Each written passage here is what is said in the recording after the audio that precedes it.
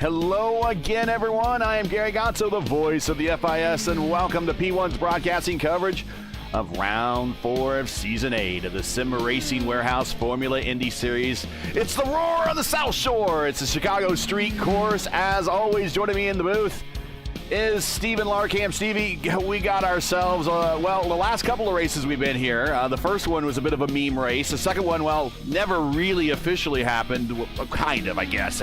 They did track the records and they did award a winner, but it was never broadcasted. So it was never broadcasted. Did it truly, really exist? I don't know. But anyway, Stevie, we're back here for the third time in league history on a road course that not built for open wheelers in mind, but they're going to throw caution to the wind anyways and give it a shot. Yeah. Most races we've seen here at the Chicago Street Course, even in real life when NASCAR is raced here, it is a chaotic event. This track is very confined, very hard to make overtakes work, but you have to be aggressive here in the process. And not only do you have to be aggressive, the track will be aggressive. It's very bumpy, very inconsistent in terms of how its pavement is laid out. So this place is going to be quite a challenge for these drivers, not just to race at, but to drive on.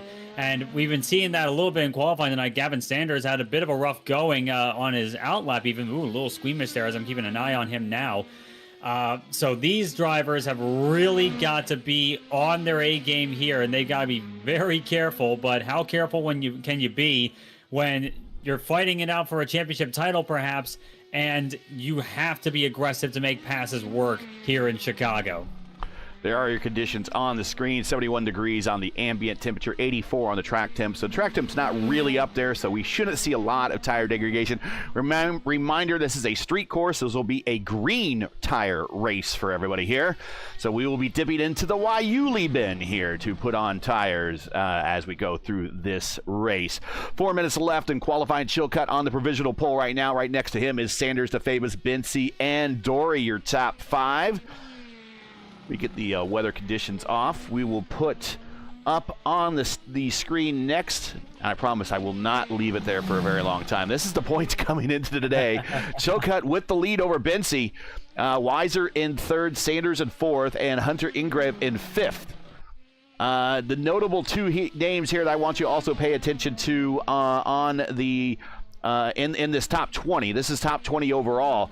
Pay attention to Guerrera and Goyette in 13th and 14th. Those are your top two amateur drivers right now at the moment. And they are 1 point separating them between first and second. But that is your overall top 20. Now let's get that off the screen so we don't forget to turn it off. And we also want to point out that there is a teams championship that we are keeping track of. And right now, even though we don't have graphics for this stuff yet, Eclipse competition, which is really, they have been the story. We've been 3 races into this season, but 2 of them have been won, or actually, not 2 of them. The last race was won by Eclipse, but Eclipse really dominated the last race, nearly swept the podium. And they've had a couple of races where they've had 2 drivers on the podium, and that's going to help them maximize on the team championship. They lead 155 to 139 over Stowe, which is Caleb Bincy and Logan. Competition, Eclipse competition is Sherlock and Costello. That is that duo right there. Then Stowe is Caleb and Logan. And then Rogue Racing is in third with 136 points, and that is Blaze Andrich and Hunter Ingrave. We were talking about Team Eclipse earlier. Titus Sherlock and Tanner DeFabis locking out the front row so far. Sherlock had a bit of a struggle on his first 2 qualifying laps and got that 1 lap in that's put him on provisional pole, and then smacked the wall on the 4th lap of 4 that these drivers have at their disposal to put down qualifying times. So Sherlock is done. DeFabis is done. Chilcutt also looks to be done. So it looks like a lot of the heavy hitters are just about done for the day. Jeremy Fairburn still on track, trying to make something happen here. One of the other Eclipse cars working his 4th and final lap.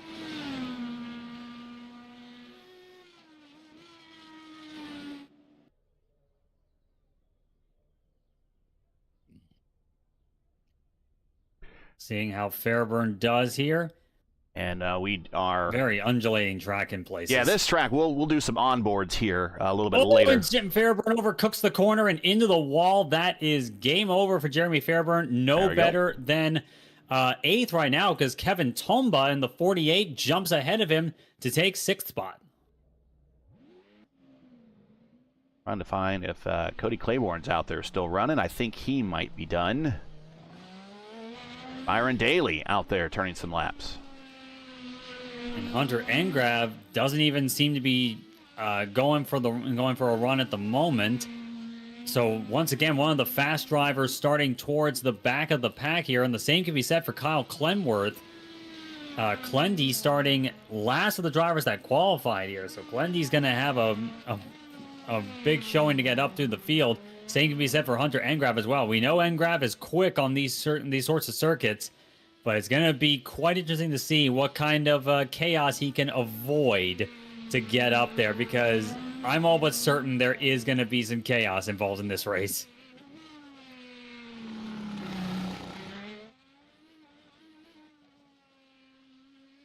And there we go. And we'll get our first promo in today, because we want to tell everybody all about the upcoming Hoosier PRI Hoosier 500. This will be in December 14th at 11 a.m. I will be in the booth with Arjuna Kekapati. We will be at Indianapolis on the PRI channel for the last great sim race of the year, the PRI Hoosier 500.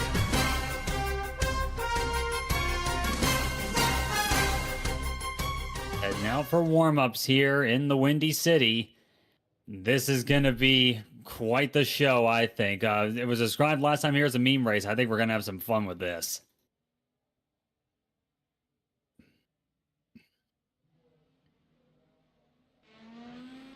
And let's follow around Sophie Connell here and get in today's starting lineup here from the streets of Chicago.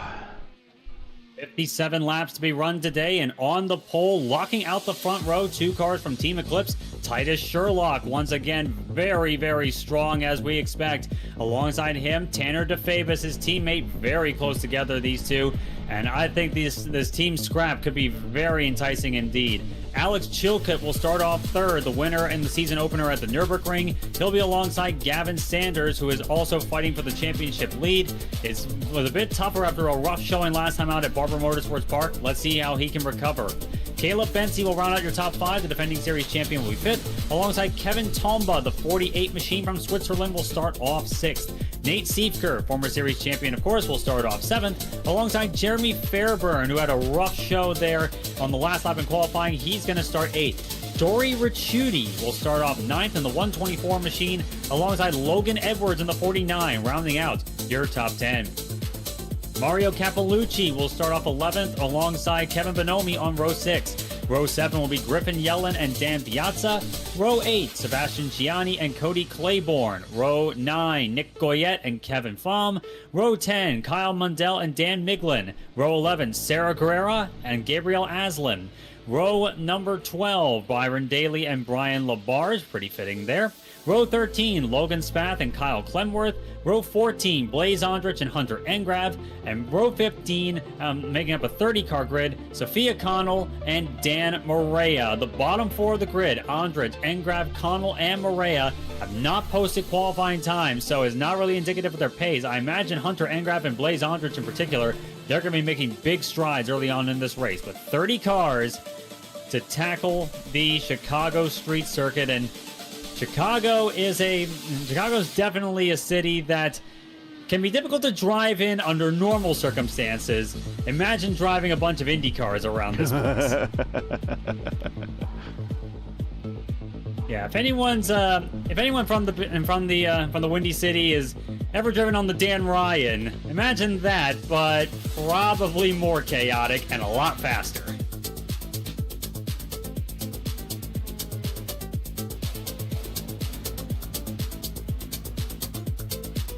Of course, Chicago was where we had the Sim Gaming Expo back in September. There will be a second one, so I'm sure we'll be looking forward to getting news on that. Indeed. Indeed so. That would be very exciting to see. I wasn't able to make it out there. I would have loved to, but who knows? Maybe sometime, maybe next year could be the time I make my way out to Chicago and join you guys out there. That'd be fantastic. And we got a minute 10 left here to play here in the warm-up. And remember, we're going to standing start. Yes, and this is not a very long straightaway. We're watching Tombo right now on the what is the front straight or the pit straight, and that it is not very long. And we're going to see some cars go. And he just turned the fastest lap in practice right there on that lap. We're going to see a lot of cars go forward into that corner. Pretty hard to send it because the passing opportunities are few and far between here. Yes, indeed. It's very tricky to make passes work here. There's a couple of spots that are pretty evident. Turn 1 is one of them, and there's not too many opportunities left. The rest of them, you're going to have to be brave or opportunistic to make it work.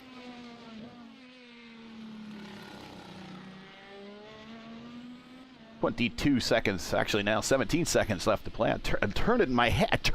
I turned my head for just a second when it's 22, and I look back at 5 seconds. Boy, my inner clock is way off. Lays Andrich fastest lap that time in practice. So some of the guys are going to be starting a little bit further on back, putting in some big times. Look how narrow this course.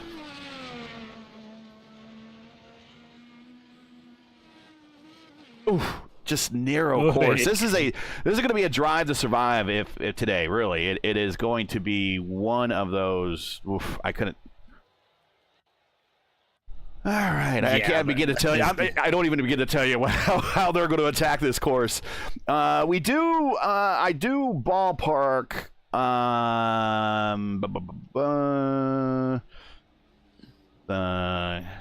Think here as we're getting ready to go.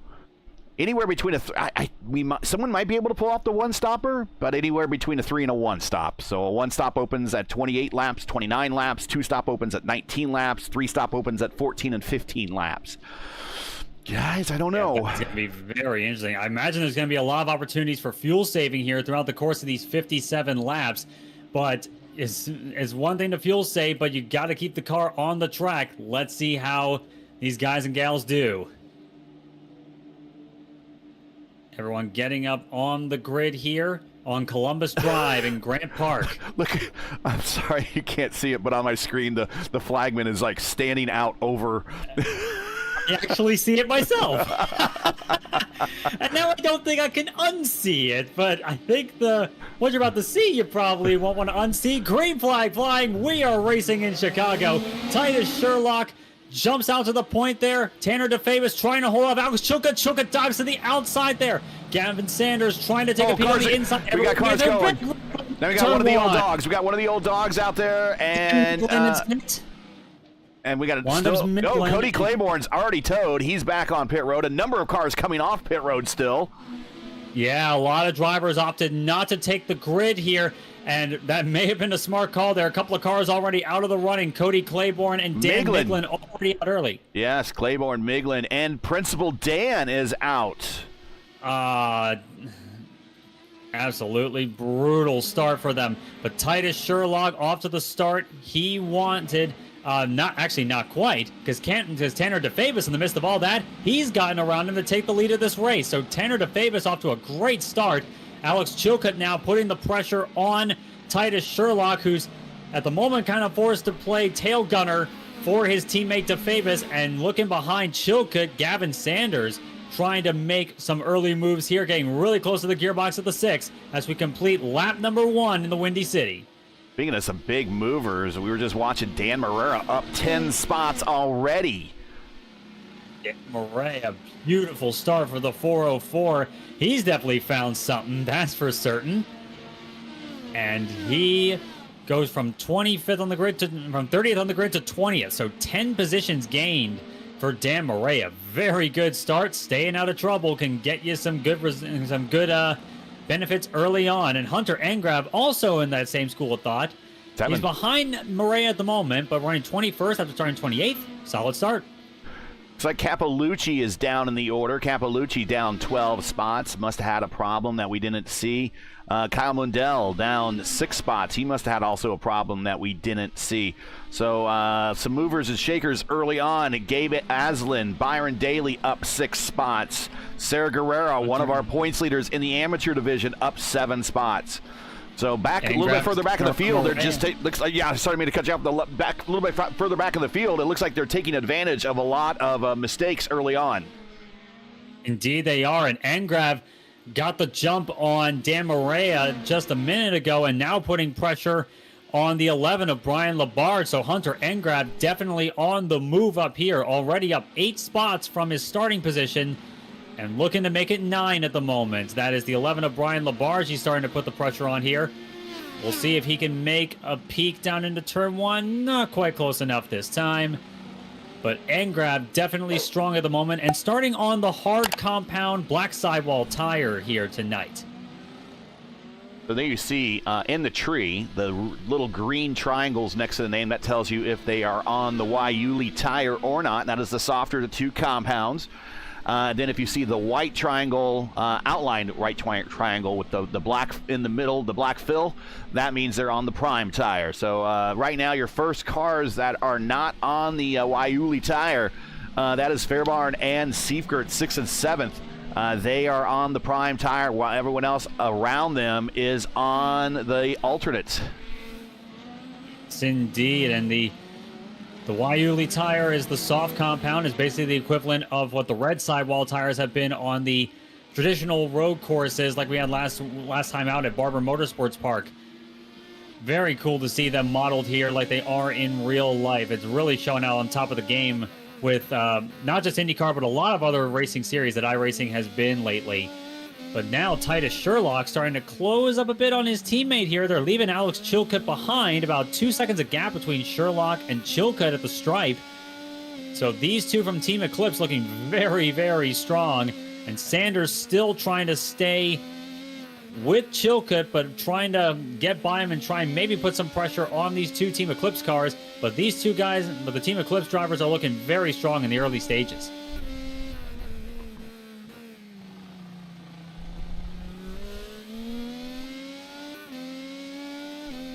As everyone getting themselves into order here, I'm looking a little further back in the field. Nate Stiefker trying to hold off Kevin Tomba and Logan Edwards in this battle for 7th. Yeah, we're riding with Logan Edwards right now as we are going, we're on Michigan Ave right now. And then we're going to turn on to East Jackson Street, go over the trains. Yep, right over the... Now, being a train nerd that I am. I was about to ask you, if you were at this race and you're standing over the bridge that all the trains that are going into the South Station there are rolling into, what are you paying attention to? What are you paying attention to? Are you paying attention to the cars on the track? Are you paying attention to the trains? It's a good question. Oh, Kevin Tomba is the one I'm paying attention to at the moment. He made a diving move there on Nate Stiefker. And I think I'm going to stick with the race cars in this go-around here because it's definitely pretty exciting. And it's definitely something you don't see every day is Tomba forces Stiefker wide there, and Logan Edwards takes advantage. Dives it down to the inside on Stiefker. Stiefker lost 2 places, and about the time it takes to say it. Oh, he's going to go back. Now back. He's going to defend against Bonomi. He's going to go back, and Stiefker just sends it to the inside and takes it back. Back over the trains. Move. Very nice there. Nate Stiefker, and fittingly enough, that line is the Metra Electric District, that line there. And it's been a pretty electrifying race so far, I dare say so myself. So that's where the South Shore, if you're from northern Indiana, especially from South Bend, those areas, you could take the South Shore from South Bend, Michigan City, directly into the city, and they'll drop you off right there at the station, right next to where this track has been. I don't know if they're going to return back or they're going to have the street course back again anytime soon, but that's kind of where, if you wanted to come in from Indiana, you could take the train directly in from as far away as South Bend. Yeah, definitely not something you can say about most racetracks in any context, that's for sure. I could definitely think of a few that could benefit from it, but that's a whole other topic for another time. But from what I've seen, looking at next year's NASCAR calendar, they are not coming back to the Chicago Street Circuit next year. They are, however, going back to Chicagoland Speedway out in Joliet. So, fine with me. Yeah, so they're still sticking around the Chicagoland area, just not quite within the loop, so to speak. But in terms of street racing, and I guess you could say mix of street and airport racing, they are going to be doing a street race in NASCAR next year, but in San Diego. So quite a different change of scenery, I guess you could say. And it's also on I believe it's on an Air Force base in nearby San Diego. So that is going to be pretty interesting to see how that goes next year. Kind of a return to car in the wall, and I believe that might have been Logan Spath, and he is hurt right now. Logan Spath has lost his front, and he can't make the turn onto the main straight to get to the pit straight, and he's just going to have to tow. That car is truly knackered at the moment. Logan Spath had a bit of a struggle of a day for his standards, and he now ends it in the wall. And that is not going to bode well for his teammate, Caleb Benzie, in terms of the team championship so far. Like they're a bit behind Team Eclipse so far, but Stowe Maroon, that is not what they want to see. Benzie, I should note, in 5th place. Definitely not where he wants to be in the grand scheme of things, but it's certainly better than that situation.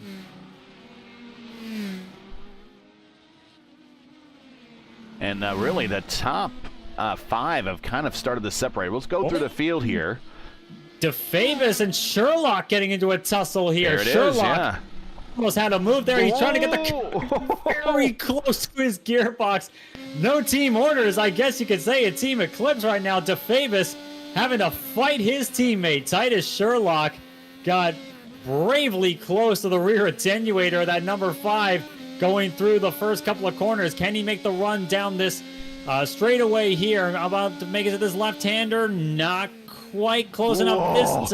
He's very brave on the brakes. Look how close he was there. This is they just came off Columbus Drive. Now they're on Balbo Drive. Now back down to Michigan Avenue.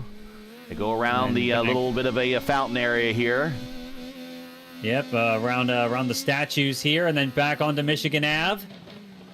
And up Jackson really Drive. Braking zone onto Jackson. Yeah, huge bumps here. Then we're coming to turn 12. This is Columbus Drive again. Down into turn 1. We continue to watch out the back of the Fabus on this. That's Sherlock right in your window, right in your right in your living room right now. This is Balbo Drive again, and now here's a turn on to Lakeshore Drive. Yes, everyone gets to be on LSD tonight.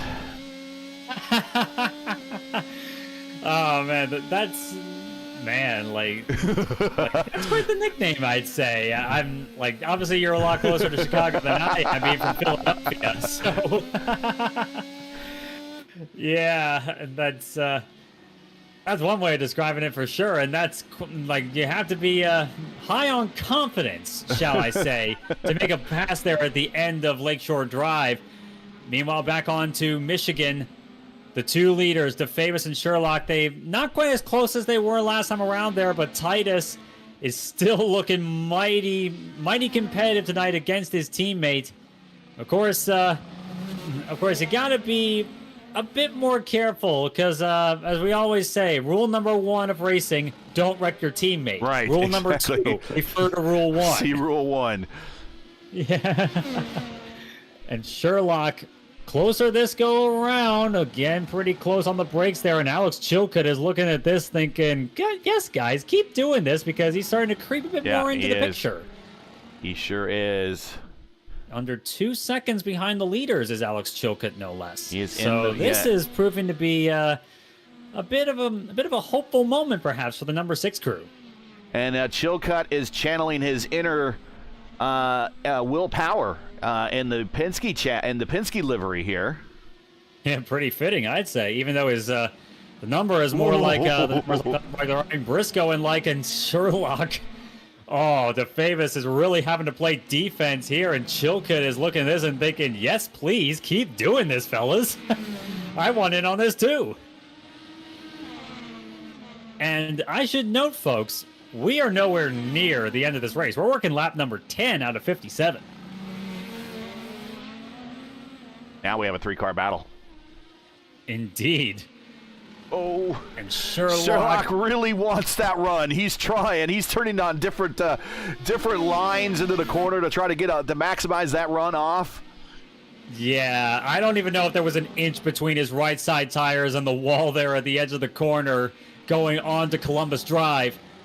And now head down Lakeshore.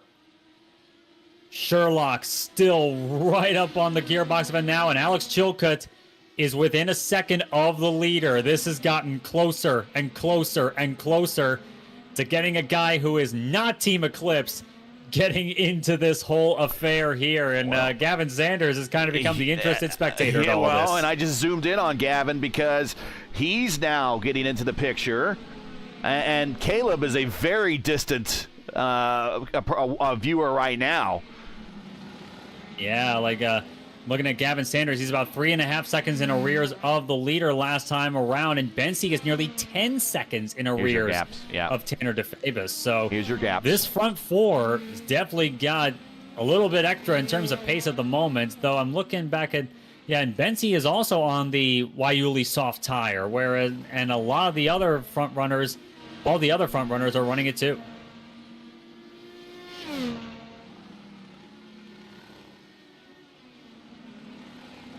It's a little bit opened up here, and Chilcutt has lost a little bit of ground here as came very close to that wall there as they turned on the Lakeshore. On pit road. This might be a scheduled stop to get off the alternate tires. Could be. Let's see what happens. Up on the jacks, and he's on the hards as you expected. Off them, filling up the tank.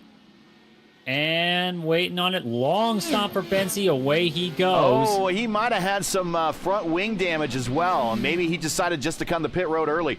Let's go back and watch that. Oh, yes, watch. Look at the left front wing. You'll see it snap back into place. Watch this. Oh, yeah, you're right. As they replace, there's a 5-second hold there. That's what they're doing is they're replacing the wing as he goes down on the jack. Wait. Come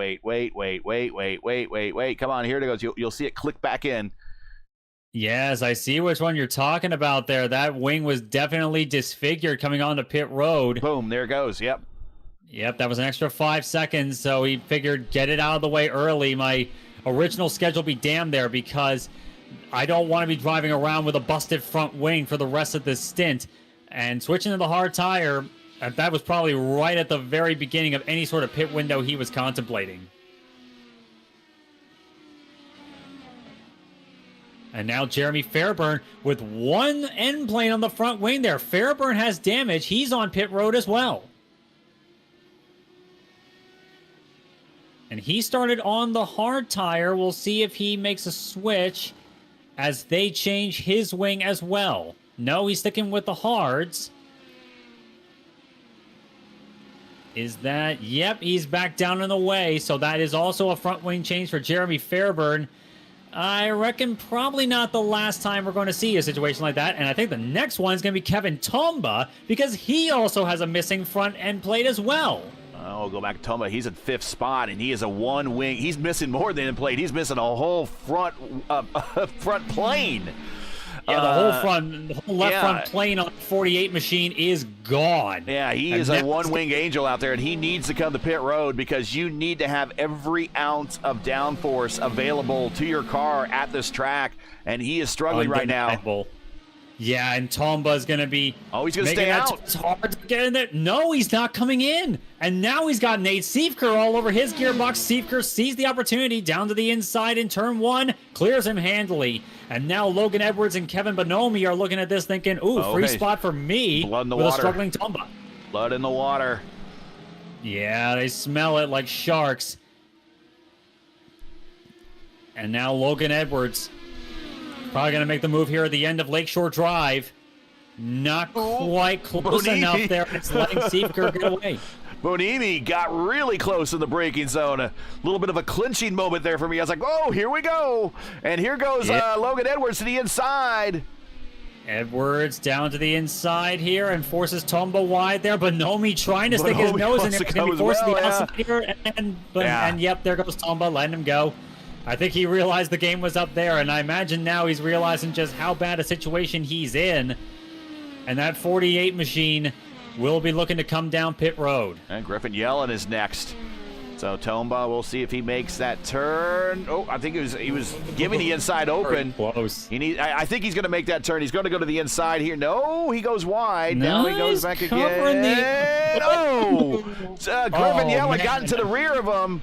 I don't know if he knew he was coming to pit road or not, but that is Tomba on pit road, scheduled stop with the guy hovering over the start and finish line. Yep. Yeah, Tomba signaled in the chat that he was coming in there, so Yellen probably didn't realize that it was indeed the car in front of him that was coming in there, or just how bad a situation he was in. But Tomba's up on the jacks there. They're changing out the front wing again, so that's 3 wing changes in the span of about the same number of minutes. Really, if this was a real IndyCar race, Dallara would be loving the parts list that they get the morning after. You know how many different front wings we would be missing in a real IndyCar race here. Oh yeah, like Dallara is gonna be laughing their butts to the bank after this week, after the coming week, if this was a real IndyCar race. Oh man, like it's like G-Force and Dallara the morning after the Dover race when Indy Racing League went there. There's like, yes. Here comes the parts list. Oh, you can only imagine. Like they have got to be, like they had to be, like maybe elated, but also frustrated that the race ended like that. But I mean, hey, you get extra money as well, so it makes the bean counters happy. And I saw Alex Chilcutt earlier running into the marbles. We're already seeing marbles start to develop here, and was very close and ran very wide going on to Columbus Drive. That was close. Keep going. Yeah, that was a very close call there, as Alex Chilcutt has now fallen about 3 seconds in arrears of Titus Sherlock. Yeah, he was right up with those guys when they were battling, and now he's fallen back a little bit. And that's Zach Flaum in front of him. Zach took a little bit of a detour down the Michigan Drive area where there's like an inner pit lane there or something that you can kind of escape to. Maybe he found a good deep dish pizza place.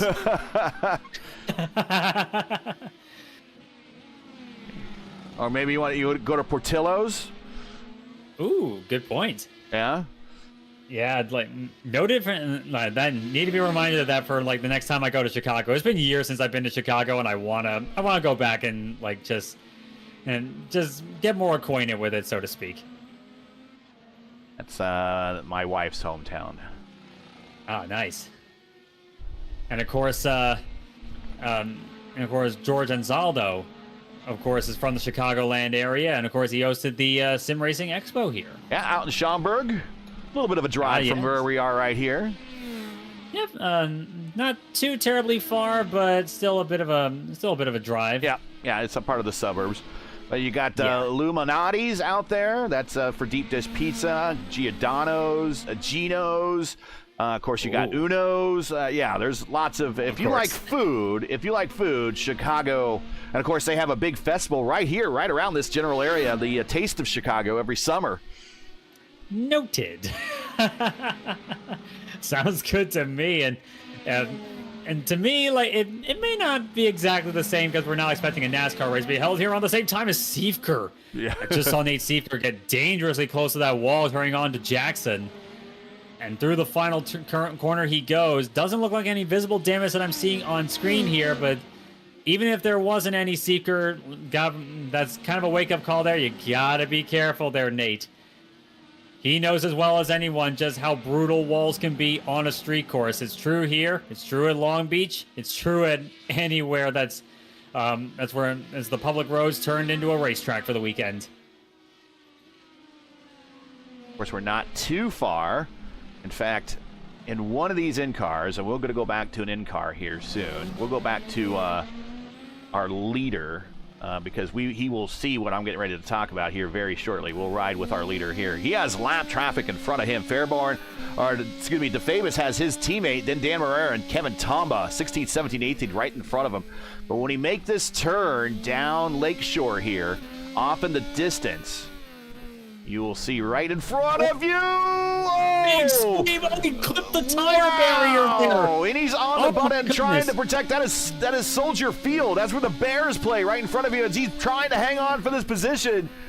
Sherlock saw that one, pounced on it immediately. Not quite enough to get the move done, but Titus Sherlock now, that was a bone thrown his way. DeFavis was about to clear him by nearly a whole second there, but that whole slide, oh, very close to the wall there as well. DeFavis' tires have got to be screaming at the moment.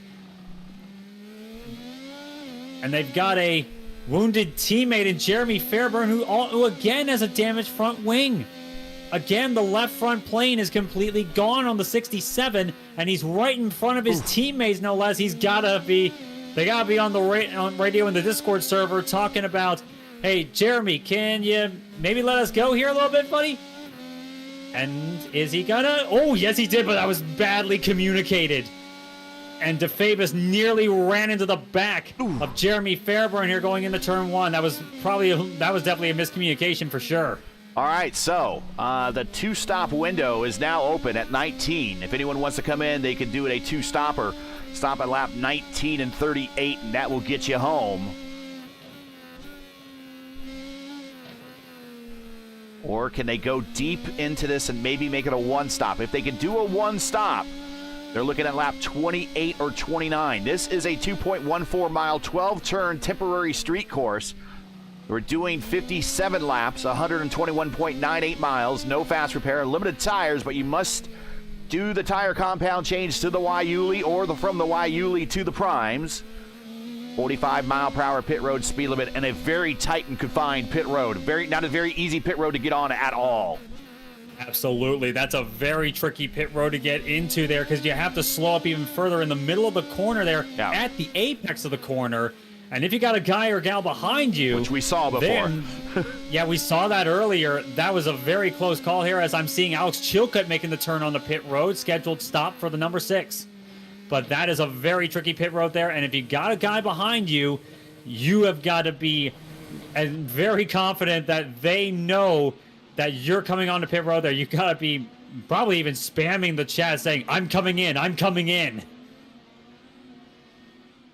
As now they're working around lap traffic there. Oh, that was what Sherlock did not need. Nate Siefker is on pit road, and he just left the cockpit. So something happened to Nate Siefker as we're now watching this battle with the leaders through traffic. This is very, very tight stuff. And right in front of them, the leaders, they have Toba, Guerrera, and Ingrave. That's 13th, 11th, 12th, and 13th on the racetrack right now, and they have pace. I just had a look at Siefker. He was all cockeyed coming down pit road there, so I think that was suspension damage. I think he got the wall somewhere, and that car is busted up. So this is going to be one of those races, and we're not even halfway into this, that really, I think if you survive, you're going to get a good finish. That's kind of the thought process I had going into this one. It's one of those races where the track does not forgive mistakes, and usually on a track that does not forgive mistakes, when you do make a mistake, you gain positions out of it just by keeping the car in one piece. And I'm looking, and we've seen it several times so far, like some of the fast drivers. Hunter Engrav is a good example of this. Engrav is running 11th at the moment, started 28th on the grid, didn't even qualify, and is now up there just because he's kept the car clean. But meanwhile, we got more lap traffic that's keeping. This is a battle for position, and also Sanders Guerrero just kind of puts the brakes on in the middle of the corner. I don't know if they had an idea where we all needed to go. They were just trying to stay out of everyone's way. But in the meantime, they were racing for position. That was for 12th and 13th. And remember, Guerrera is in a battle for the amateur points championship. Guerrera currently is 13th and the lead amateur, but Dan Morera is in 14th now and is going to start threatening for the lead in the amateur division. Remember, Dan won the amateur class in our last race. That car was that the 35 machine, I believe. Who we got? Trying to see who that was there, but Titus Sherlock got clipped in the final corner by a lap car. Okay, we're going back and watch that. 75, I should say. That is the 75 machine of Kevin Bonomi, who clips. It is. Sherlock stays out. He is now the leader of this race with a possibly damaged race car. As the longtime race leader, Tanner DeFavis is on pit road for a scheduled stop, but Titus Sherlock near disaster there. I think Bonomi was trying to come to pit road. I think from his position and everything, and we talked about it. That turn coming on the pit road is very dangerous, and it has collected a number of cars already, or at least brought contact to at least 2 incidents that we've seen so far. Who knows how many other ones we haven't seen? Yeah, that's gonna be one of the key spots to watch for any sort of drama. We've seen it a few times tonight. And Titus Sherlock, he may be at the top of the board at the moment. I see smoke actually. Got a car stopped there on the turn onto Michigan Avenue just before Jackson. Oh, and DeFavis into the wall. Tanner DeFavis in trouble. Right before the first bridge. No. Oh, no. And that is... And he goes to the inside escape route. Locked up and into the tire barrier. My goodness. Titus Sherlock on pit road. Gavin Sanders stays out. But the dominant car of the night in the wall, Tanner DeFavis, is out of this race. Wow. Small error cost the leader a potential win and definitely any sort of good result. Griffin Yellen on pit road. Down and away. So now the leader is Gavin Sanders, and Gavin has Guerrera right in front of him. And Guerrera is going to leave the inside open. That is, Sarah Guerrera right in front of Gavin Sanders there, and Guerrera looking to let him by here. Yes, she is. And Gavin has yet to pit. He's still on the soft compound Waiuli tire that he started with. Possibly trying to make it a one-stop affair here. He has to get to... I think he's doing it. I think he's been purposely on a pace that hasn't been attacking these corners as aggressive as some of these other drivers have.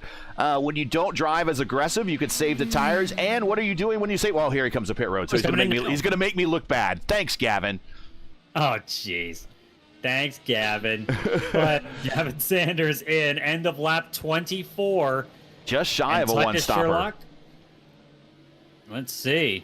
And now Titus Sherlock has company once again, and it's Alex Chilcutt right on his gearbox for the effective lead of this race. Titus may be nursing a tiny bit of damage on that 311 after the whole drama with Kevin Bonomi earlier.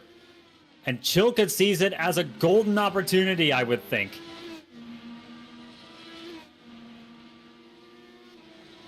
And Gavin Sanders back out. A bit far away at the moment from the effective race leaders here. And Blaze Andrich, I just noticed, who just came in the pits, he massively overshot his pit box. Got himself back into order here. He's up on the jacks now, but that's a lot of time lost for the 91 machine, who was running fourth when he came in. All right, we got to take some breaths here, so we got to pay some bills. If you're looking to save some money with great prices and no sales tax, Sim Racing Warehouse is your U.S.-based shop for all your sim racing needs. Plus, for a limited time, you can save with a 5% off coupon. Just type in SRW House in the coupon code section at checkout to save even more. So go to simracingwh.com to learn more today. All the links you need are in the description. Leader is in traffic again. Titus Sherlock now has the... That's Byron. Yep. It's around Byron Daly. Yeah, Byron Daly. This is one race in Chicago Daly's not going to win. Sadly not. Sorry, Byron. Of course, Mayor Daley was the longtime mayor of Chicago, so that's the where the joke "vote early, vote often" came in. Two different ones. There were two Richard Daleys were mayor of Chicago. Richard Daley and Richard J. Daley. So you got. So sorry. Sorry to the Daily in the field, but this is one race probably not going to win this go around, but still a good effort. Wow! Sherlock through the fountain area, clipped the wall. It looked like he got damaged, but iRacing forgave him. Oh boy, I'm having a look at that again, and let's see here. Oh, very close indeed. that's really the game. That's really the game of risk you gotta play at a street course like this. Purple lap. Is it going to be? Yeah, purple lap. Titus Sherlock, brilliant stuff here on the. And he is still on the soft compound tire here, so he's probably going to have to come in again. I think he is going to have to come in again. That's around putting Sophie Connell a lap down. Sophie up to 11th. But now we're starting to get in that situation where we're starting to have a lot of attrition. But before we get into that story, we'll reset the field here in just a second. But if you enjoy the coverage of the Formula Indy Series and respect the stream, please do us a solid. Make sure you support us by subscribing. And while you're at it, don't forget to smash like and click the bell so you don't miss out on future P1 iRacing broadcasts. Now let's go through the field. Your leader after our first round of pit stops is Titus Sherlock. In second is this car right here. It is Alex Chilcutt. He is your points leader coming into today's race. I will put the points up on the screen just really quick, just to remind you.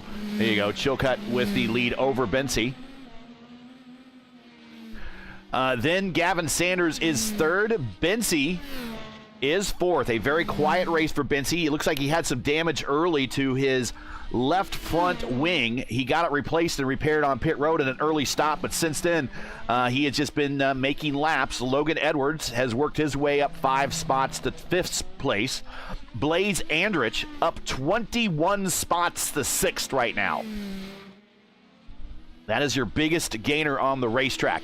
Kevin Tomba, he's been hovering right around this area. He's been in the top 10 all day. He's currently in 7th spot. Then we got Seb Gianni back in 8th.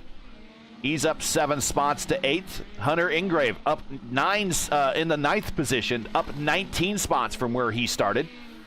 And then Sophie Connell, who we just saw go a lap down. Sophie is in 10th. Byron Daly 11th. Barrera 12th. Mundell 13th. Goyette 14th. Clindy 15th. Then we have Zach Flaum, who is 2 laps down, and that is it. Of the 30 cars that started, 16 are running. Well, that is easily the highest rate of attrition I think we've seen all season thus far, and one of the most we probably could imagine seeing here in the FIS. These are some of the cream of the crop when it comes to talent in road racing in the IndyCar community on iRacing. One of the most competitive communities, I would argue, in iRacing competition, and these drivers have just been it's been less man versus man and man versus nature, as it were, and that nature is the Chicago street circuit so far. This has been a rough track.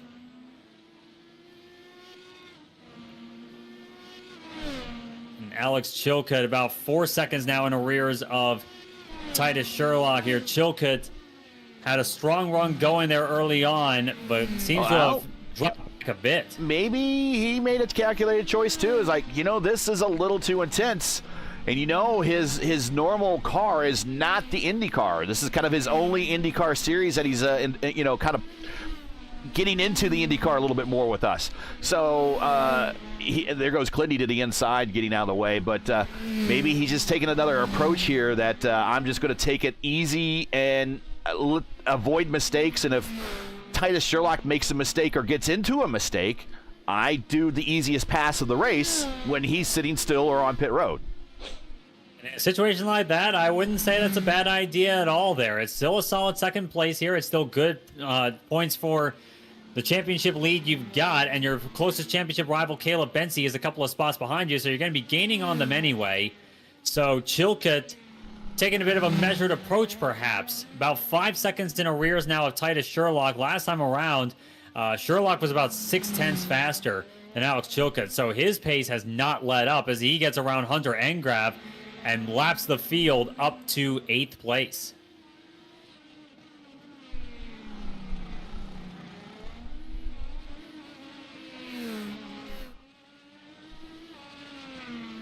Pretty heavy bumps there as they go through the fountain area with the statues. There is Titus Sherlock. That's a very tricky part there. Insanely hard to get right. Yeah, we'll let's ride with him again. Here we go. Yeah, trying to do what we wanted to do earlier here. Down Columbus Drive, down the front straightaway. Hard braking here, straight line here, second gear. Little bit of back kicking out there. Down to second again there, kind of taking it easy here and on to Lakeshore. Now notice the lack of runoff area here. Oh, yeah. Down to third here. Rather quick section of corners here. Slowing as you go. And that section of quarters, and the first time the Formula Indy Series came here, a car got sideways, one of the leaders, and then the rest of the leaders kind of piled into the corner and just took out the whole swath of first, second, third. The other cars had to dive to miss, and yeah, there was just chaos in that set of corners back in the first FIS race here. Yeah. And you look at the bumps here as we're going through the statues here. He can't even get on 100% throttle. Not at all. Like, you do that, your car is toast. Up over the railroad tracks, onto Columbus. Once again, that final corner may not be tricky in the abstract, but when you got a car in front of you that's coming on the pit road, you got to be very careful. That's kind of the whole thing of this race. You got to be careful, but you also got to be aggressive too. And Sherlock has been one of the classes of the field in that regard tonight. This is Goyette. That is one of your amateur leaders in points. Hey, if you're just joining us, this is coverage of the Formula Indy Series coming to you from the Chicago Meme Course. We've now completed 32 of 57 laps. Thanks for watching. Don't forget to like, subscribe, and click the bell for notifications. The next race for the Formula Indy Series will be next week, 8:20 p.m. Eastern Time, round 5. We return to the ovals and visit Vice City and Homestead for the second time in league history, but for the first time on the oval. Start time will be 8:20 p.m. Eastern Time. Again, don't miss it right here on P1 next week.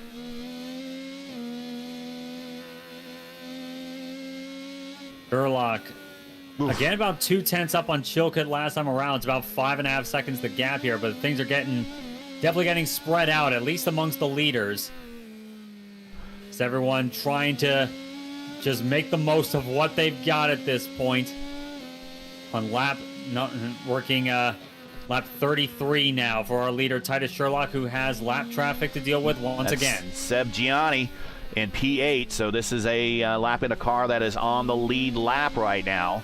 While we watch this, if you're looking to save money with great prices and no sales tax, Sim Racing Warehouse is your U.S.-based shop for all your sim racing needs. Plus, for a limited time, you can save 5% off with a coupon. Just type in SRW House in the coupon code section at checkout to save even more. To go to simracingwh.com to learn more today.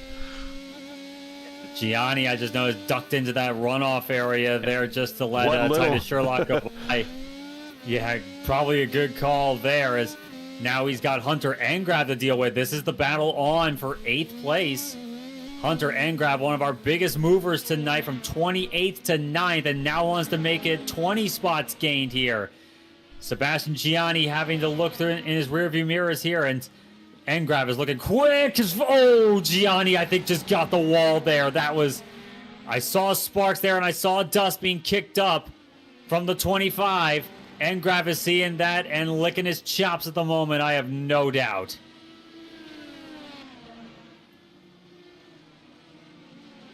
Looking behind them, Alex Chilcutt making his presence known. He's actually gained on the last lap against Titus Sherlock. Of course, Sherlock had lap traffic to deal with. Yep. And there is Chilcutt right there in the picture of that battle between Ingrave and Gianni. That's for 8th. Engrab trying to... pulls over to let Alex Chilcutt go by. Very interesting. Okay, so he's kind of hoping that then Gianni does the same thing and he comes back to Gianni. So, Gianni comes back to Ingrave. So, or maybe he tries... Well, I think I know where you're going with this. Maybe he tries to catch up to Chilcutt and follow him through. Yeah, and also have Chilcutt perhaps up there. Oh, Chilcutt, I think, got the wall. Chilcutt is in the wall. Is that damage there? iRacing let him get away with that. Forgiven. Let's see if we can see that again. Big time, because I saw a flapping suspension there for a second there from Chilcutt, but iRacing definitely gaveth that time. It did not taketh away. And Alex Chilcutt lost a bit of time that go around against Sherlock, but that's to be expected in this instance. Fighting these two cars in lap traffic here as Gianni Now Tough to season number see, but 6. so many creeping up. obstacles in the way here, but we just missed that. Hey. Let's get back on this, though. Gianni not making it easy on the number 6 that time there, and that's kind of the thing I was also expecting Engrab to be hoping for. Oh, I think he was hoping Engrav's going to set it on the outside. He is. This is what Engrab wanted. He's going to get the cut back there. He's going to be forced to the outside, though, for the next corner. No. Gianni's you can't go too wide through there. No, you cannot. Hunter Engrab, that was the moment he was waiting for. It wasn't quite enough, but now he's close enough to make multiple attempts, perhaps, in these next couple of laps. Here's your push-to-pass situation. We have not talked about push-to-pass. You have seen the lights up on the tree, like Sanders right now on push-to-pass. You get 200 seconds, which is more than enough in a race that it's not necessarily a full-distance IndyCar-style race. But Sherlock on push-to-pass, he had 84, now 81 seconds. Chilcutt 89, Sanders 124, Edwards 136, Bensi 165, Engrave on the button now 181. So it's also Gianni could push it to push to defend, not just push to pass. Kevin Tombaj a note on pit road once again from 7th place. That moves Gianni and Engrave up one more spot. Engrave looking to take a peek here, not quite enough. And, is that what I think it is? Alex Chilcutt, damaged rear wing. Oh, that thing is flapping around there. Oh, you saw it twitch there. That is legit. That is legit damage to 2nd place, Alex Chilcutt. And here they come, Gianni. And, that was very close there for Gianni. Where did and that Hunter. happen? Here it is. Here's where we see it happen. Right here, somewhere in this window right here. Does he... Yeah. I heard a crunch there. What happens? Oh, back end goes around and smacks the wall. Does Alex Chilcutt with the rear attenuator, and that is a rear wing gone. He's made it on the pit road at the very least, but I believe that's going to be as Gavin Sanders makes his way around the final few corners. That's going to be 2nd position lost in a close battle with Titus Sherlock for the lead of this race. They'll be able to repair that. Yeah, they will. But it's going to be an extended repair. Now, here comes Titus Sherlock, and he's looking to put defending series champion Caleb Bensi in 6th spot, a lap down. This is just telling you the difference of these two paces. I think Titus is really out there pushing things, and I think a number of these other drivers are just like, hey, this probably isn't the best track for me on this schedule. I'm just going to hang out and maybe drive conservatively and bring it home a solid top 10 and let a lot of people in front of me make mistakes. Sherlock has thrown caution to the wind. He wants to push it for every lap, whereas today, normally Bensi's in that same boat, but he's like, no, I'm going to take it a little bit easier maybe. Yeah, that may be so. Just take the points and run off to Homestead next week. Yeah. Yeah, and I should also note, Alex Chilcutt back out on the pit road. He's still in 3rd place. 4th place, actually, I should say. Gavin Sanders and Logan Edwards have both gone around him, but Chilcutt could still knock on the door of a podium, even with his rear wing getting knocked off a lap ago. See if our leader gets around Caleb. Does Caleb push it a little bit, try to get Titus into a mistake? That could well be. Or maybe Titus says, you know what, I've lapped up to P6. Maybe I just take it easy now. Yeah, that could be the case here. Is very close stuff to the wall once again there. I'm actually seeing 47-second lead, by the way.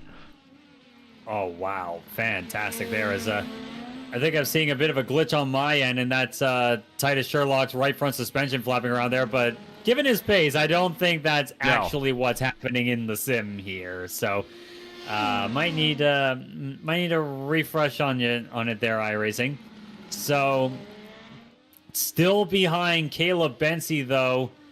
Bensi in 6th at the moment. So this is going to be Bensi trying to stay on the lead lap at the moment here. Their pace is actually pretty similar so far. So it's not that Bensi is slow per se tonight. It's more that he could well be just preserving his equipment and getting points wherever he can.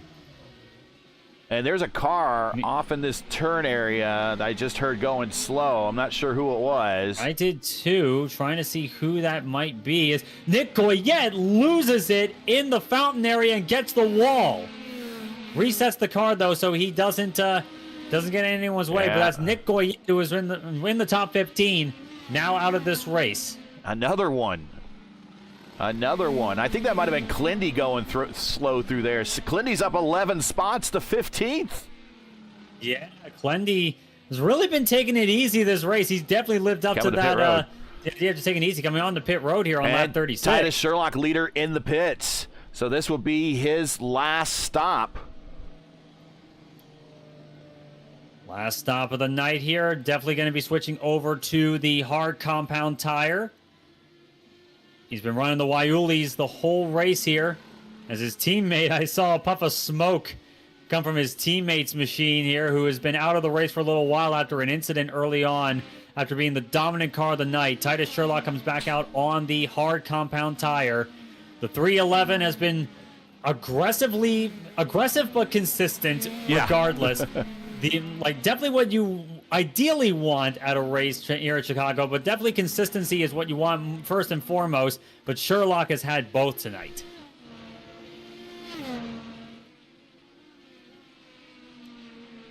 Hey, while we're watching this, just a reminder here again. Hoosier 500, the PRI Hoosier 500, live on PRI, December 14th, 11 a.m., also on Facebook.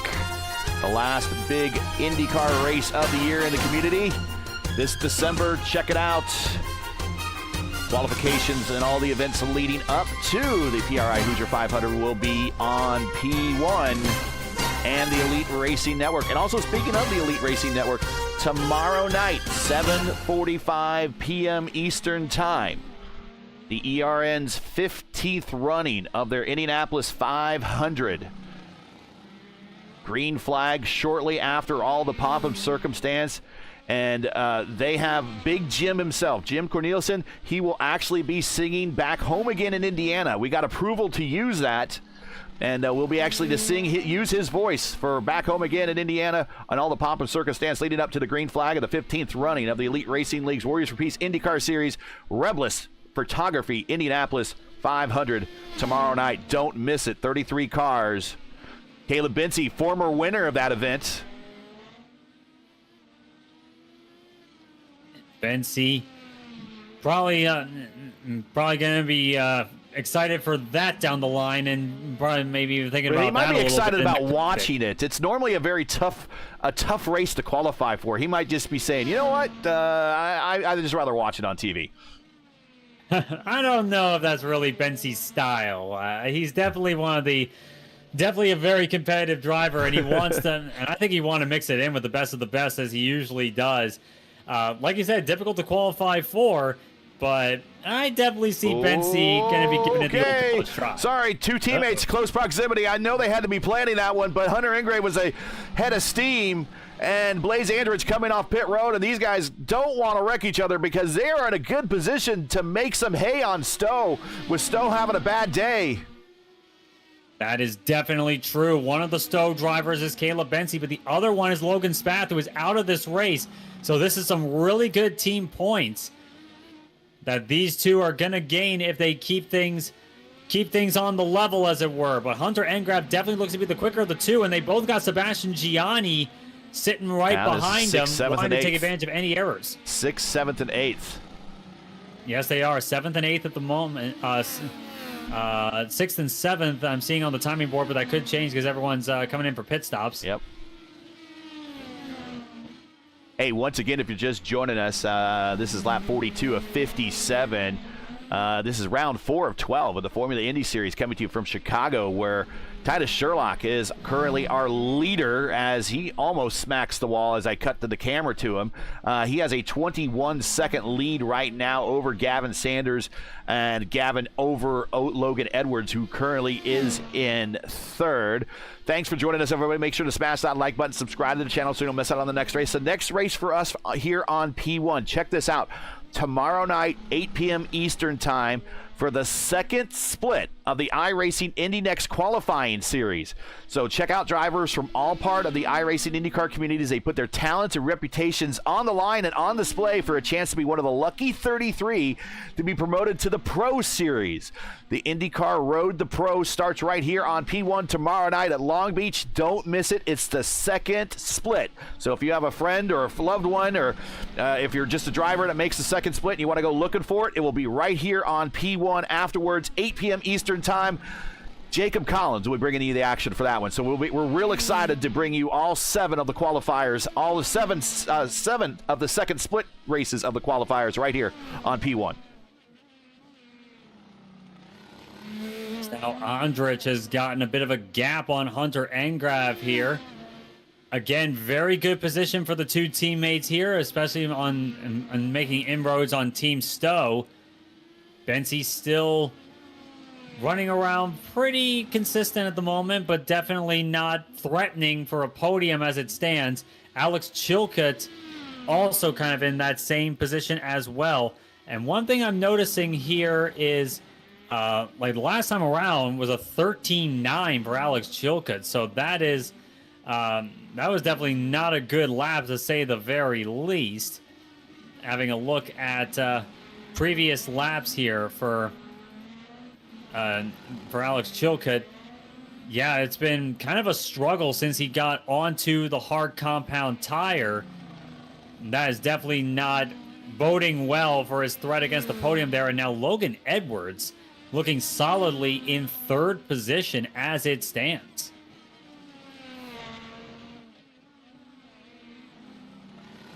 So I think it's having a look here. He actually has to. He's actually only one stop in.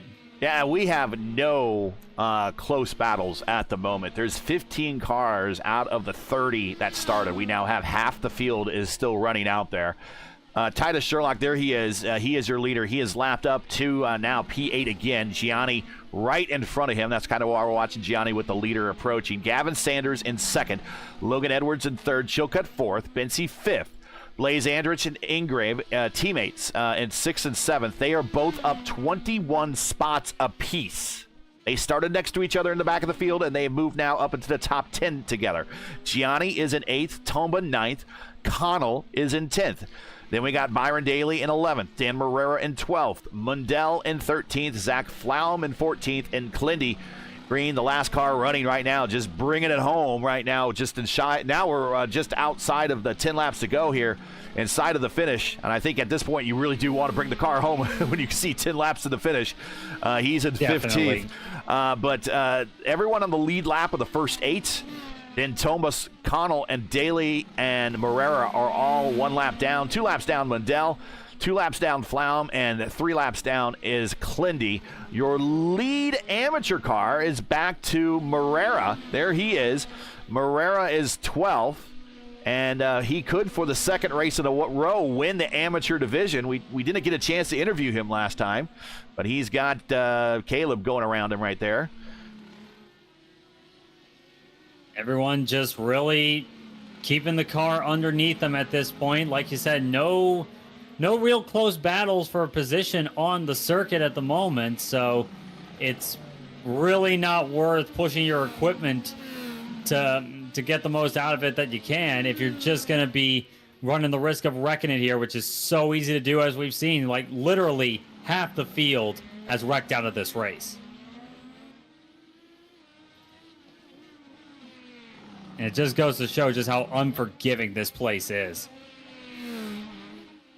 Clendy lets Gavin Sanders go by, taking to that runoff area, one of at least 3 runoff areas of that kind. All right, so Logan Edwards is on pit road, so Bensi moves up a spot, but Logan Edwards for his last stop here, and he's coming out light tanks and on the Waiuli tires. So here come your Red Bull laps. Yeah, Logan's going to be very quick on these next couple of laps here. Let's see what he can get. Chilcutt has gotten around him, and so has Caleb Bensi. So Edwards back down to 5th. Alex Chilcutt back up on the podium once more. Back up on the podium, I should note, after losing the rear, knocking your rear wing off the car, not even 15 laps ago. Right. Let's see. The closest battle on the racetrack is Edwards behind Bincy, and that's 7 seconds. Bincy behind Chilcutt, I think, is 5 seconds, actually. That might be your closest battle right there. Let's try to show you gaps on the tree here. There you go. Yeah, Bincy and Chilcutt. And that's actually, that's championship implications right there. Oh, as Chilcutt gives a little bit of a kiss to the turn 1 wall. Gotta be insanely careful there, Alex. Don't throw it in the bin just 10 laps from the finish.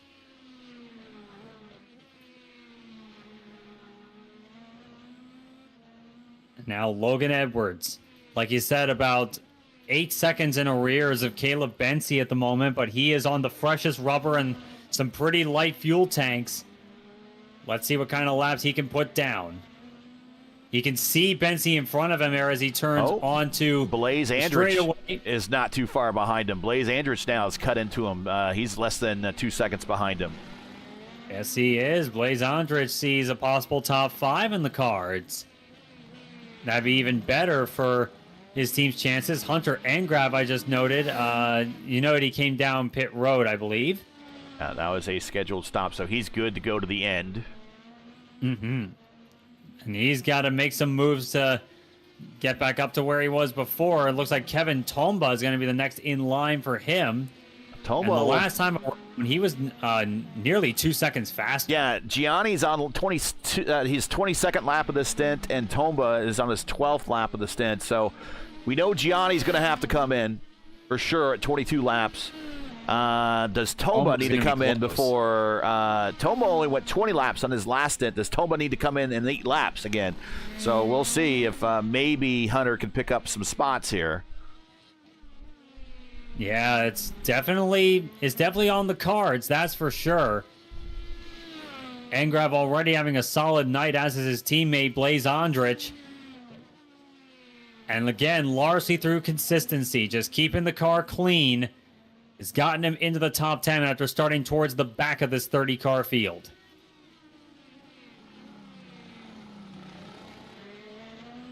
As we're hearing Dan Morea on the radio, communicating with some of the cars around him, and one of them is Logan Edwards, currently in 5th and running some very quick laps this time. Yeah, and there he goes. What Dan there did is a great thing and is a very good example of what to do.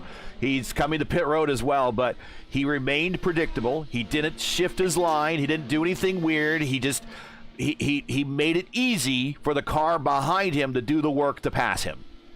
Exactly. It's a similar principle that you have in endurance racing. If you're in a GT car in a field of prototypes, the one thing you should never do is deviate from your normal pattern of behavior, deviate from your normal line when you got a bunch of prototypes going through. That means don't exit the corner slow to the inside, because doing that, you are asking to take a prototype car up your tailpipe. Yeah, and I've seen that happen so many times in the big endurance events. It's gotten a bit ridiculous at this point. I mean, I will grant, endurance racing, not everyone does it, and a lot of people that do only do races like the 24 Hours of Daytona, 24 Hours of Le Mans, 12 Hours of Sebring, and Petit Le Mans.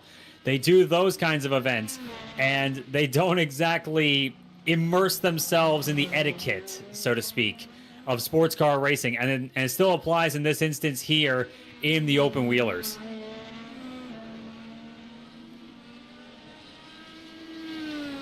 Less than 10 laps to go now. We're inside of 8 of the finish. Your leader is Titus Sherlock by 23 seconds over Gavin Sanders. And does Gavin need to come to pit road? Does Gavin need to come to... Oh, he's already made a second stop. So Gavin decided to go long, short, and then long. That's what he's going to do his 2 stops, or 3 stints with 2 stops. Yeah, seems like the soft tire has been the preferred one. They're just running a few laps on the hards to get it out of their hair. These Waiuli tires seem to be the ones that the drivers are preferring tonight. The pace is good and the consistency is good.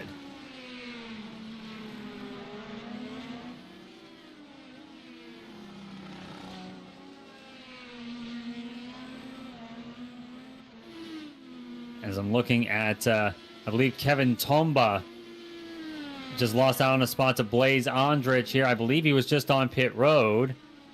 Yeah, Tomba is recently. No, Tomba. No, he's 15 laps into his stint, so maybe he had a problem. Maybe have to go back and see if he had a problem or something. Maybe so. I thought I saw Blaze Andrich just move up into 6th.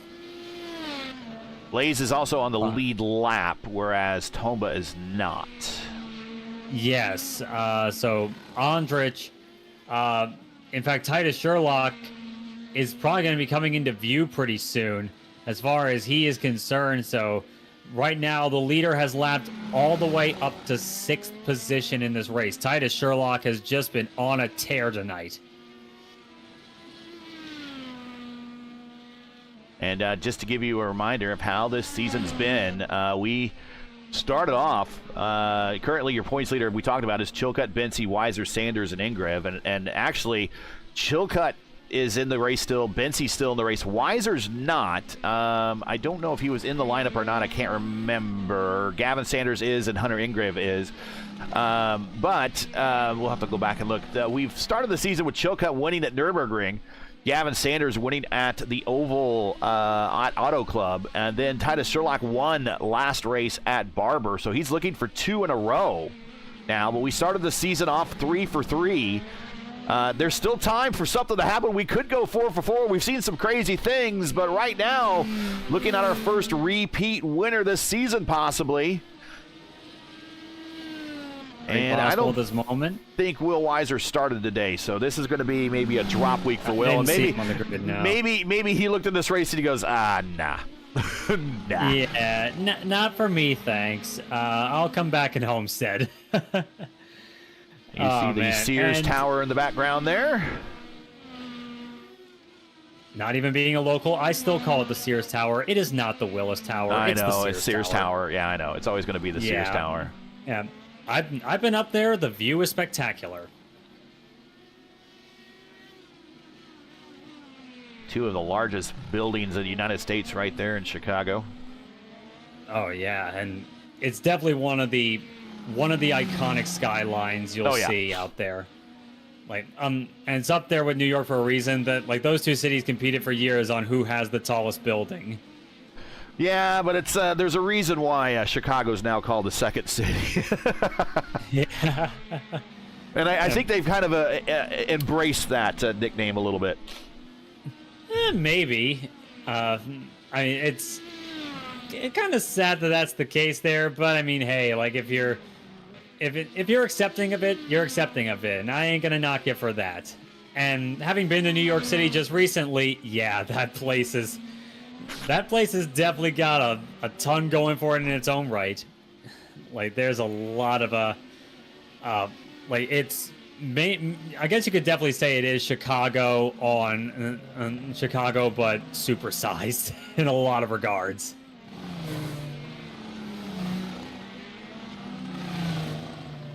And then if you go about an hour, I don't know, maybe an hour and a half west or east of Chicago, just into Indiana, you're right in the farm country. So you're not that far away, really, from the country here in Chicago.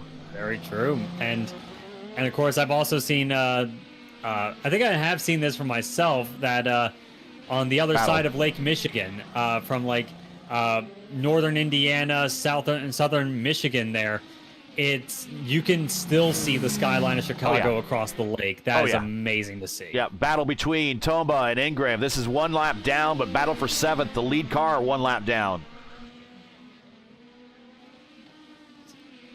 Ingrev looking very quick at the moment here. He was over half a second faster last time around than Kevin Tomba. Tomba definitely wanted to avoid some of the drama he had early on in this race.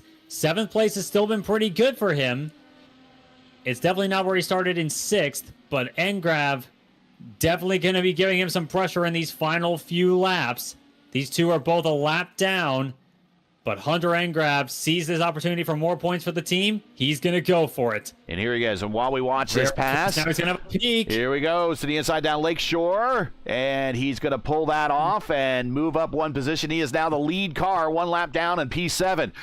If you're looking to save money with great prices and no sales tax, Sim Racing Warehouse is your U.S.-based shop for all your sim racing needs. Plus, for a limited time, you can save 5% off with a coupon. Just type in SRW House in the coupon code section on checkout to save even more. To go to simracingwh.com to learn more today.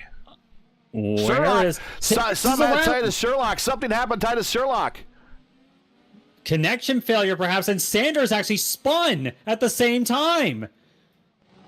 What has happened, though, to Titus Sherlock? Is it a connection issue? What has happened? Entries. Having a Disqualified. Disqualified! Titus Sherlock is disqualified from this race. He got a meatball flag, and he didn't answer the meatball flag in 5 laps, and he got DQ'd. Wow! Unbelievable! And now Gavin Sanders in the lead of this race after spinning just a moment ago.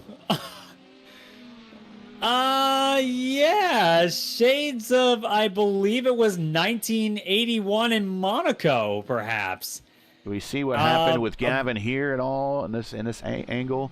Must be right here coming into this braking zone where we've seen a couple cars Sherlock lose it. is done. Oh, this is where Chilcutt. Oh, he did the same thing that Chilcutt did, and he just didn't make contact with the wall. Oh my! Oh, that is just absolutely brutal. Sherlock has got to be fuming at that.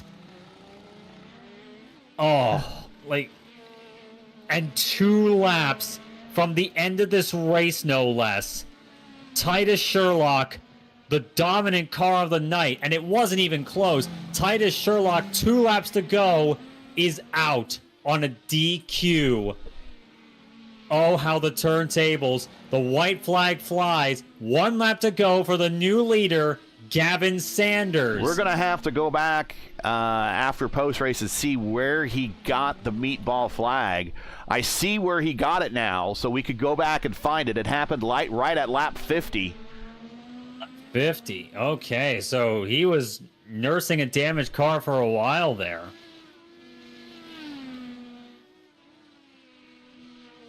But now, it's Sanders, Chilcutt, and Bensi, your top 3.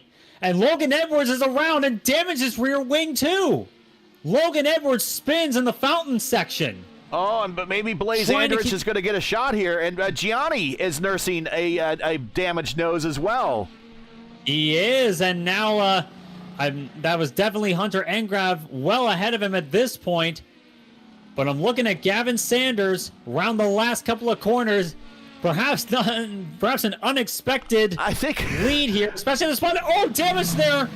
Was that? No, it isn't. It got real close, but I told you that there was still time for a lot of stuff to happen in the closing laps, and it did. I didn't mean to jinx the race, but it jinxed. Checkered flag in the air. Gavin Sanders. Well, we got a repeat winner. We thought it was going to be Titus, but it's Gavin.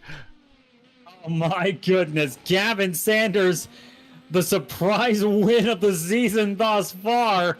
We definitely did not expect that. And Alex Chilcutt will come around for second. And Caleb Bensi, been quietly outside the podium all night. He's going to get a podium to end this race. Blaze Andrich fourth, and Logan Edwards with a completely gone rear wing trying to nurse that car home. And because... Actually, no, he's getting passed by Engrav. Let's change some things. Because where the leader had to retire, some cars got their laps back. Engrave now back on the lead lap.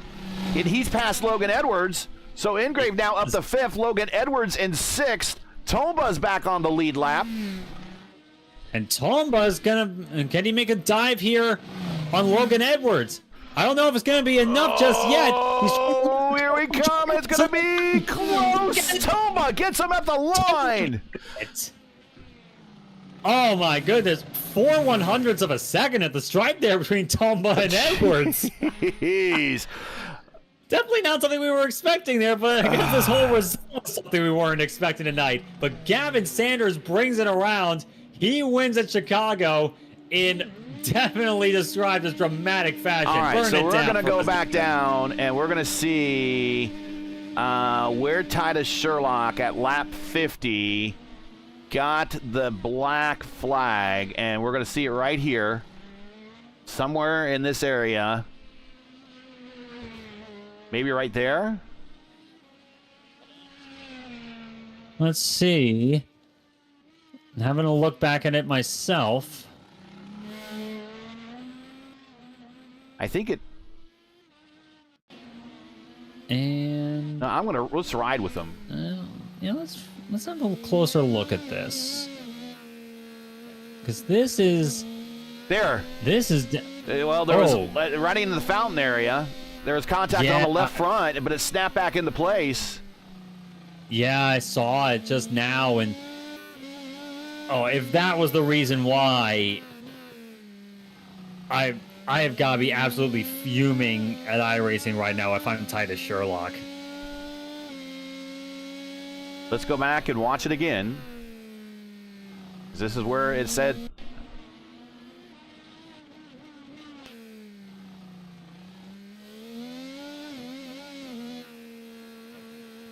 Yep, right there. Yep, there it is. Oh my goodness.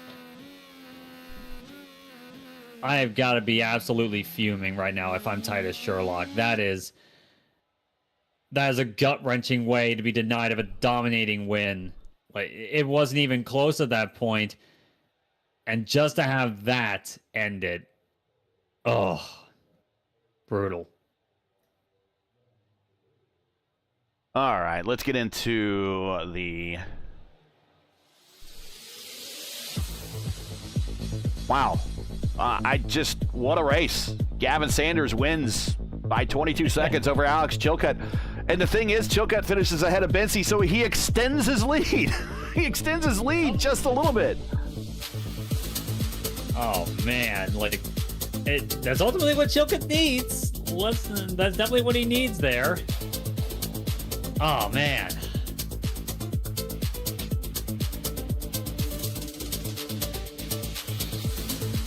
And at the end of the night, only 7 cars finished on the lead lap. All right, well, let's get in here. That's Bensi, Blaze, Andrews, Hunter Ingram. So the Rogue guys finished 4th and 5th, up 23 spots apiece. And if Luis Gonzalez-Nunez was doing this, he would be hard-pressed not to give both these drivers the Driver of the Race award, because normally it goes to the highest finishing driver that makes up the most spots in the race. But how can you not give co-driver of the race to Blaze and to Hunter, because they basically both came from the same position on the starting grid? So, yeah, pretty much. Yeah. Blaze got the advantage on the position, though, but still a great race for both those guys. Tomba, Edwards, Sophie with the top 10. Sophie started shotgun on the field as well. Gianni, 9th. Byron Daly, not a bad. So Daly's do pretty good here in Chicago. Got a top 10. Yes, they do. And I should shout out Sophie, up 21 spots. Byron Daly up 13. Let's go to the next page. And here's your lead amateur. Dan Marrero wins the amateur race again. And he comes home in 11th. Dan improves 19 spots.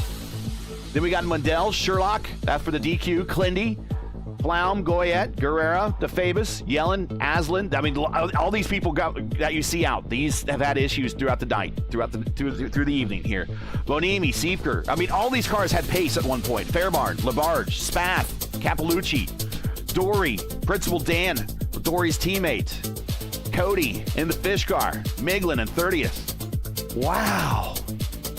Yeah. Do you think they want to schedule this track anytime soon? Again? Good question. All right, so we want to talk to the let's get in Dan Marrero here. And married with children. There we go. Dan's not even lined up straight. He's just on the front stretch here in this replay. All right, let's there we go.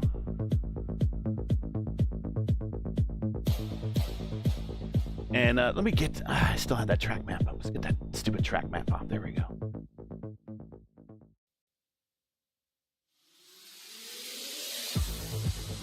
All right. And while we're waiting for people to show up here, and we'll do that real quick.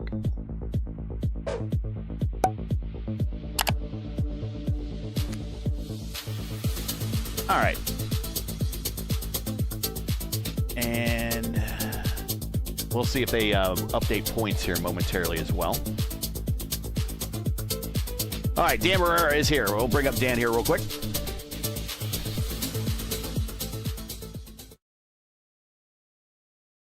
And here he is. Here is Dan, my hero. Good to have you here finally. You won last week, and you didn't show up for your interview, but you won again this week for the amateur division and brought it home in probably arguably a more difficult race. So definitely you've earned the interview this time. Talk about your race. After a while, it wasn't about a race of pace. It was, I'm guessing it was a race to survive. Well, you know, Gary, like that saying or that story goes from the elephant and the ant. With a lot of the elephant told the ant that with a lot of patience and KY jelly, they can have sex. So I didn't use KY jelly, but a lot of patience. I just tried to hang in there. I had the car on map 3, be easy, warming up the tires, and just making it through the end. I don't know if you saw when the faster guys were coming behind me. Mm-hmm. I was just calling it on the air, just go by on my right, trying to let him know in advance, take no risk, and just hang in there. Well, you brought it home, lead amateur for the second race in a row, and finished just outside of the top 10. Congratulations. Any shout-outs, any friends, family, sponsors you want to say hi to before we let you go? You know me, just shout out to beer, boobies, and condoms, and also to 4dracewear.com, best gloves, t-shirts, and shoes for sim racing, and Tim Herrick for letting me make a fool of myself with his paint scheme and his car. Well, congratulations. We'll see you in a week when we go to Homestead. Take care. I'll hope I do a better job on the next interview if I make it. Yeah, what position I'm on the amateur? I don't know where you are in the amateur standings. I know that going into the race, Sarah Guerrera led Nick Goyette by 1 point. So go look at the standings and see where you rank compared to those two. I think those are your two leaders coming into this race. Okay, cool. Not last. I'll take that. Okay. Dan Barrera. Hey guys. Did you hear who we wanted to thank? Oh, boy. Okay, let's get in here and bring up Caleb Binsey. And here is Caleb.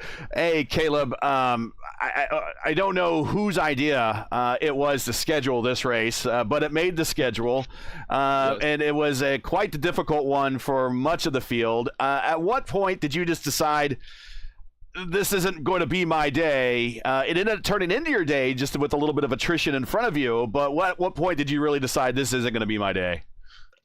I mean, lap 1, turn 2, like I don't know. There was something just from practice to race where I felt like I was on top of the track the entire time, especially in that first stint, because I had no confidence in the car at all.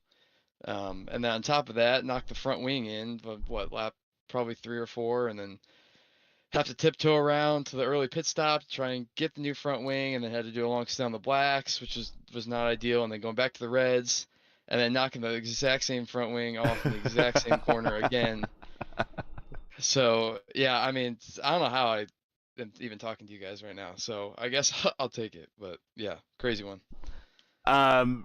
Yeah, it just, and then all of a sudden you realize a little bit of attrition, and now you're on the bottom step, and you're like, how do I get there? I mean, we obviously were watching pace, and we saw you kind of back it down. At one point, we thought maybe you were going for the one stopper to just make things nice and easy, but maybe that wasn't in the cards as well either, just the nature of the track. Yeah, I mean, maybe could have, but again, the front wing damage was the main issue, I guess. But yeah, it was the second to last right-hander coming out of the fountain section. It's so bumpy, and the first time I just hit a bump wrong, and under braking just took a hard left right into the wall. And then yeah, adjusted the roll bars, just the brake bias, was able to maintain like decent pace, wasn't really losing behind. So in retrospect, I wish I would have just maybe stayed and kept going on that. Cause when I came back out on the black tires, I got stuck in traffic and everything, and which obviously hurt quite a bit. But yeah, the second time, I have no idea what happened. The second time, I just had a huge push of understeer and just skipped right across the track, right into the wall again there. So yeah, I mean, my strategy was pretty much limited by that, unfortunately. But either way, I mean, best case, maybe could have gotten Alex with whatever issue they had, but I mean, all things considered, I guess I still ended up here somehow. So Yeah. I guess we'll take it. But yeah, that was far from the prettiest race I've ever had. But I guess in some ways, it still worked out. Well, I think the nature of everybody in this race and this track. Yes. Before we let you go, any shout outs, friends, family, sponsors, anyone want to say hi to? The points are out. You are now third. Gavin jumped you a little bit, but only by 4 points. Yeah, I mean, I'm actually relatively okay with that, just based on how that race went. Just even have a podium, and obviously congrats to Gavin as well on the win. But yeah, as always, family, friends who are watching, appreciate the support as always. Mega Sakuria and Stowe, if you're ever in the Northeast Ohio area, please go check them out. Joey Summit's Motorsports Art. And yeah, thanks to you guys as always for the great broadcast. Family always enjoys it, and yeah, yeah, I don't even know what to say. Again, I'm not like proud of my driving at all, so it's a bit of like a weird conundrum still being on the podium, but yeah, I guess all things considered, still got the points, still get podium on the record book, so I guess I'll just take it and move on to Homestead. All right, we'll see you in a week when we get to Homestead. Congrats on the surprise podium. Yeah. Yep, sounds good. Thank you, guys. All right, and now we'll bring up Alex Chilcutt. And here he is. Here is Alex. Alex, our points leader, still our points leader, survives yet another week as our points leader at a track that really tried to eat him at one point. Coming into the bridge for the first time, crossing the bridge area, you backed it into the wall, lost the rear wing, but you had such a margin on everyone that you came to pit road, got a new wing, and was still able to maintain your position on the podium, and then all of a sudden luck into a P2 when the leader has to retire, and all the while you're still leading your chief points rival this season right now, and you end up beating him. So it's almost like a win all the way around for you. Yeah, I'm happy with how that ended up. Obviously, a very roundabout way of getting the result, but it was there in the end. Very unfortunate for some of the guys. I think Titus got a meatball when his steering was only off like 3 degrees, so I really hate to see that. He definitely deserved the win today. Talk about your race, though. It was not easy going out there. What was your thoughts, though? We know you don't race this car an awful lot, but you probably have been on this track in other cars. What was your experience like in this car for the first time on this track? It's like sitting in a bouncy house. The suspension is not built for this track, and no, I don't know if it's like setup work that was not helping, but yeah, the ride was pretty terrible. So the alts were okay. They kind of gave you a little bit of confidence, but as soon as you got on the primes, it just made everything worse. So yeah, it was a lot tougher than I thought, and I feel like in the actual race session, the grip was even less than we had in practice. Any sponsors, shout outs, friends, family, sponsors, anyone who wants to say hi to before we let you go? The points have been updated, and just to let you know before I give you back the mic here, you have a 20-point lead over Gavin now, who's in second, but right on hot on Gavin's tail is Caleb. Even though he lost ground, he still finished on the podium and still not out of this points battle yet, so you got to be pretty happy getting out of this one. Yeah, we'll see how things go in Homestead. I feel like I did a decent job at Auto Club, so I got some confidence going into next week, but it's definitely going to be a challenge. Anything can happen on those ovals. Any shout outs you want to make? A shout out to you guys, of course. Shout out to Formula Racing Series, VRS, Sim Racing Warehouse. I appreciate everybody who makes this possible. All right, so he made it to the finish, but it wasn't an easy day. Alex Chilcutt comes home in second. We will see you in a week as you carry that points lead into Homestead. Thanks, guys. And let's bring up Big Gav here. And here he is, Big Gav. Second win this season, first repeat winner. He's won one on an oval. Now he's won one on the road course. But you kind of backed in this one a little bit. But how do you feel all the same getting the win despite everything just happening on this racetrack? I mean, you just about repeated an incident that Chilcutt had earlier in the race, except you didn't make contact with the wall. Yeah, that was questionable too. Very interesting evening, for sure. I will take what I can get at this point. I didn't really have the one lap pace to compete, but everybody slowly, kind of one by one, ran into problems, and then with 2 laps to go, I guess the meatball gods just decided that now was the time. So very peculiar, kind of not the way that you'd like to go about racing and all that, but points that are needed after last week for sure. Well, now the points are in, and now you are second, just 20 points behind. Believe it or not, I mean, just finishing 2 positions ahead of Caleb, and you were close enough to Caleb in the standings. You jumped him. So now we got ourselves pretty much a 3-way battle going into the middle part of the season and to an oval, and we know that you have pretty good oval experience. So you got to be liking that. Yeah, that should be very interesting. Homestead's not my personal favorite, but I'm sure that will be competitive regardless. Yeah, I'm looking forward to it.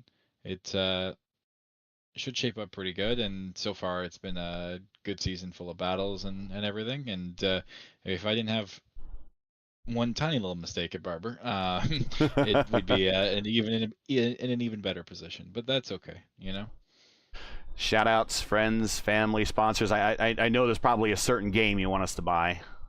Yes. Big thank you to the whole admin team at the Formula Racing Series. Thank you to you guys for an awesome broadcast. Big shout out to Team Melamo Esports and buy Blade on Steam. I'm not sure if there's a sale, but even if there's not a sale, you should just buy it anyway because it's worth it. So yeah, do as you're told and go do that. Well, congratulations on the win. Now let's do some other stats here for you, since you now have this is now your 14th career win, second win this season. And now 3 behind the infamous Mitch Welker. So still a shot this season to maybe reel him in and become the all-time wins leader here in the series. But only 1 championship. So yeah, I know you want that second championship. That would be fun. Normally, it's always come down to me crashing or running into scheduling conflicts or something along those lines to kind of remove me from that since season 1. But yeah, we'll see. We'll see. Hopefully that all goes well and I can get my act together a bit. All right, we'll see you in a week when we get to Homestead. I'm back on the oval. All right. Take care, guys. See ya. And, he said it before, Steven. The goal is to get to us, and talk to us at the end of every race, and he didn't get that at Barber. He mentioned that, and he said, if I did better at Barber, that 20-point lead Chilcutt had wouldn't necessarily be there. And that's entirely plausible. So he gets out of this one. He admits to kind of backing into a win, and I think a lot of the people that I got on the podium kind of realized that they backed into a podium here. But I think everyone's got to feel pretty good after 57 laps here that this race really did turn into a drive to survive.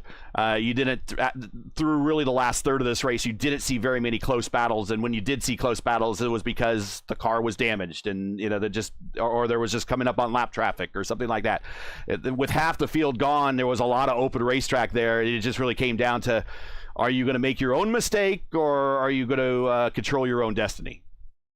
Exactly, especially with how crazy the start of this race was, where kind of giving flashbacks to the final chase scene in the Blues Brothers. It's not quite wrecking all those cop cars under the L train and getting the U.S. Army involved, but there was definitely a lot of damage done to quite a few cars early on in this race. And credit where it's due to everyone else who kept going there. And I'd even put Titus Sherlock in that category as well, because because that last meatball flag that really did him in, I'm not sure if I can blame too much on that being a big time mistake on his part.